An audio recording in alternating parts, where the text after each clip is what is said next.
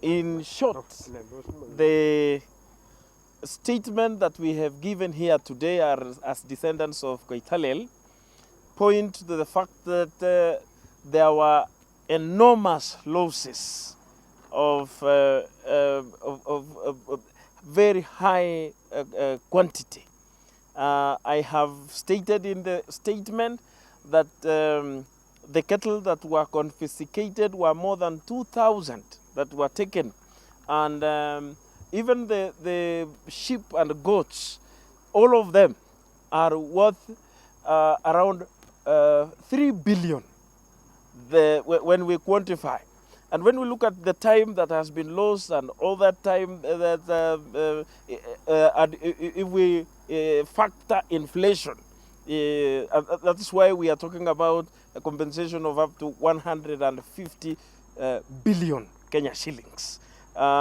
This is not a joke. We are talking about a British government which killed our own people and used build their foundation of their wealth on the blood of our people.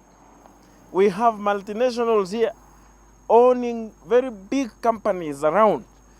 We cannot we cannot really exactly quantify how much loss the people that have gone through, and it has been pain through and through all the years.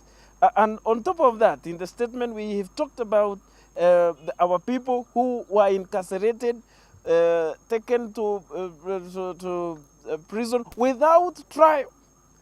Up to now, we have come here today because people are celebrating the Queen.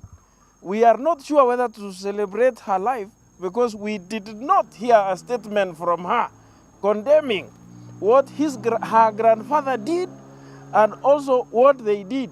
In fact, my own grandfather was taken to Mfangano Island in 1958. From 1957 and through 1958 to 1963. And when Queen the Elizabeth II was reigning, we have not had an apology. We, as much as they talk about human rights, we want to see them starting from themselves and disowning the brutality and the many things that they did to our people that we are not agreeing with and that we are calling. We want to call the British government so that we want to call them out for what it is, so that we can have a conversation with them and an agreement and settlement so that we can settle this thing once and for all. And thank you, because we have a government that we are happy, will listen to us, and we have faith in them, and we know through the Ministry of Foreign Affairs and the High Commission, we may get justice this time. That is the summary. People, I want to also categorically state further losses that the Nandi people were meted during that time when Koitalel Samoei was killed. And I read a statement as follows, that many Nandi suffered physical injuries, psychological and psychiatric injuries due to forceful land alienation, physical assault by colonial askaris, into bracket police and soldiers, burning of houses, confiscation of livestock, restriction into native reserves, frequent deaths and miscarriages, European diseases such as syphilis and gonorrhea, smallpox and chickenpox, detention without trial, forced labor, disruption of family lives. Some of our people were punished on Mfangano Island, and all manner of cruel and degrading treatment. Many victims recalled the terrible atrocities visited on them by colonial power. Colonial administration. Some of the human rights violations suffered by the victims in summary include forceful expropriation of traditional lands, continued exploitation of the said land by British multinationals and foreign interests, continued exploitation of the said land by British multinationals and foreign interests, forced eviction from land in the native reserves, forced conversion of the Nandi land into squatters in their own land, relocation of the Nandi people to foreign lands, that is Uganda and Tanganyika, currently Tanzania, forceful conscription into the armed forces from 1914 to 1918 and 1939 to 1945, poor pay and lack of compensation to former soldiers, suffering in the hands of the brutal employers, limitation of their traditional homelands, redrawing of the boundaries which left much of the Nandi land in Kisumu and Kericho counties, creation of brutal tax regime, which among others forced women into commercial sex workers, sexual exploitation of Nandi women, leading to rise of biracial children, confining of our families to Mfangano Islands, and failure to return expropriated land used for British settlement. In their foregoing, we therefore demand as follows: 1. A public apology from the British government to the community and affected families. 2. A total of Kenya shillings 150 billion as compensation for the losses incurred from the confiscated property. And 3. The immediate return of Koitalel Samoei head / skull so that the family and the community can enjoy peace. Koitalel Samoei ni babu yangu. Sasa hatujui British mlikuja kufanya nini tangu mlipopamia sisi katika nchi yetu ya Nandi,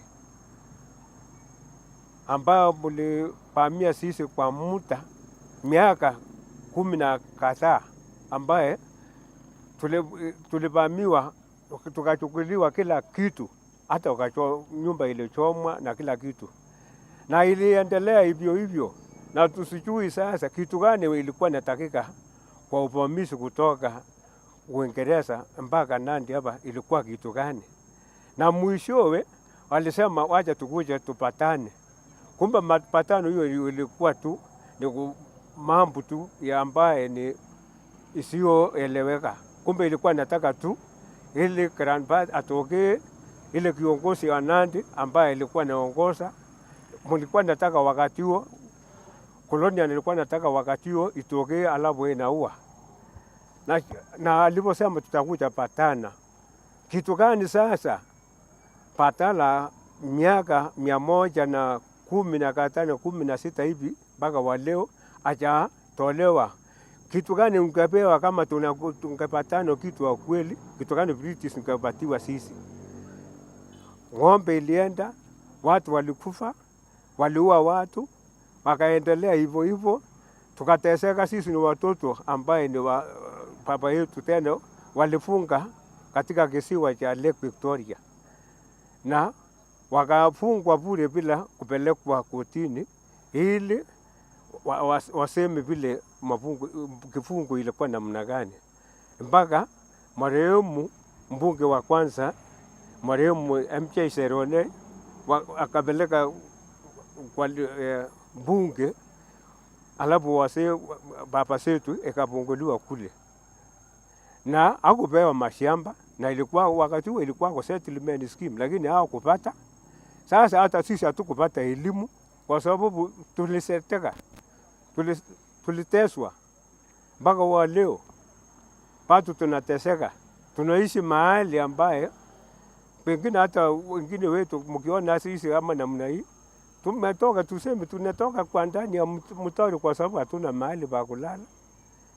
Sasa tunataka hati hiyo ambaye walipokuja Waingereza, tunataka sasa kama Queen Elizabeth alivyoaga, hiyo ni kweli, lakini tunataka ile nashuka na kuwa ushokani basi apewe kitu ile ambaye ilikuwa natarajiwa mwanzoni kusema tungeakana tungepea sisi, apewe sisi wakati.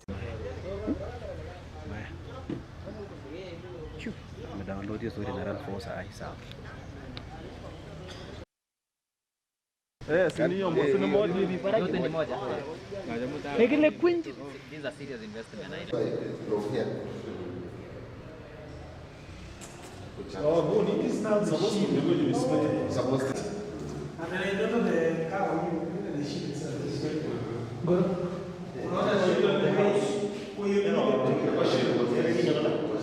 The shield.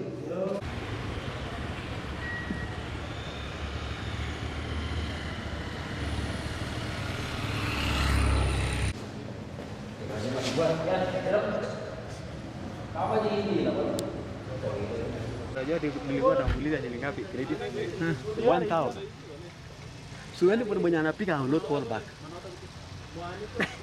Eh?